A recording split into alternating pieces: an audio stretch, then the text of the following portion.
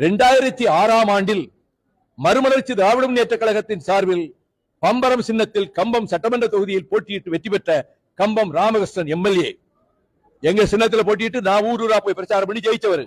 2009இல் MLA பதவியை ராஜினாமா செய்துவிட்டு மறுநாளே திமுகவில் போய் சேர்ந்தார்.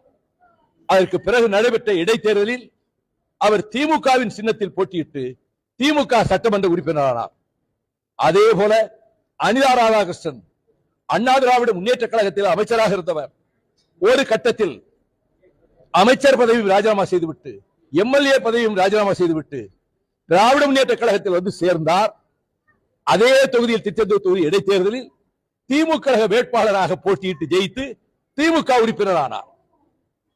அந்த அவர்கள் செய்ததைத்தானே இன்றைக்கு இந்த 4 சட்டமன்ற உறுப்பினர்களாக இருந்தவர்கள் செய்கிறார்கள்.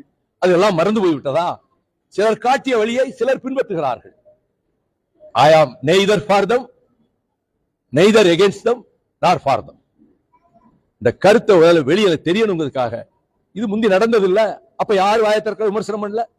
இப்ப அவர்கள் எப்படி ஒரு வழியை பார்த்தாங்களோ அந்த வழியை அதிமுக இருந்த 4 எம்எல்ஏக்கள் பின்பற்றி இருக்கிறாங்க. That's all. இதான் என்னுடைய கருத்து.